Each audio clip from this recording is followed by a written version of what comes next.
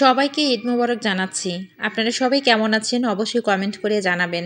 আগামীকালকে ঈদ, আর এই ঈদের আনন্দ যেন কারো মায়ের কোল খালি না হয় সেদিকে খেয়াল রাখবেন।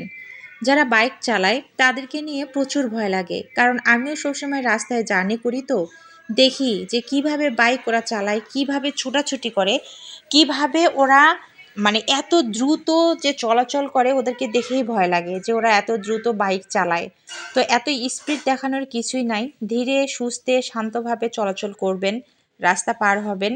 আর যেখানে যাওয়ার সেখানে যান, মজা করেন, এনজয় করেন, সব কিছু করেন, কিন্তু বাইকে যে আসেন এটা মাথায় রাখতে হবে। কারণ বাইকের মধ্যে একটা অ্যাক্সিডেন্টে কিন্তু মানুষের জীবনকে পাল্টাই ফেলতে পারে।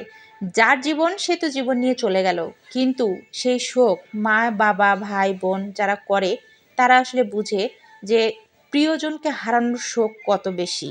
বাকি থাকলো অটো ড্রাইভার ভাইদের কথা।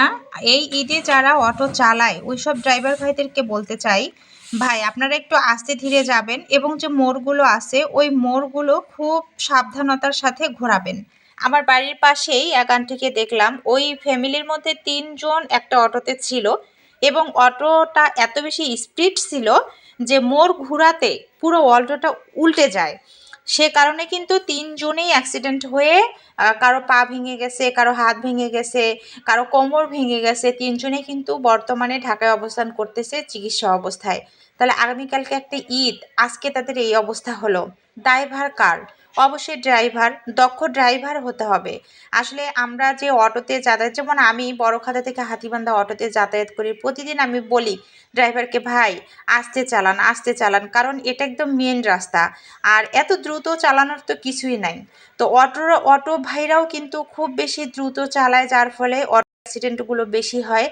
আর যারা মোটরসাইকেল অ্যাক্সিডেন্ট করে তারা তো ওখানে এক্সিডেন্ট হয়ে যায়। ভাই তাদের উদ্দেশ্যে বলি, আপনারা কখনোই এরকম মানে রিস্ক নিয়ে কখনো কোনো আনন্দ বা রিস্ক নিয়ে কখনো কোথাও যাবেন না।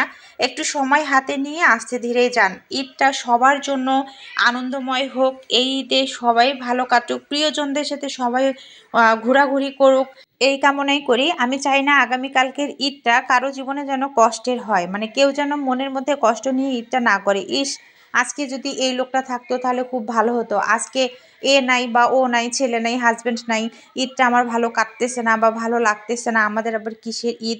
আসলে এইরকম কথা বা ফেসবুকেও যখন আমরা এরকম পোস্ট দেখি না, তখন কিন্তু খুবই খারাপ লাগে।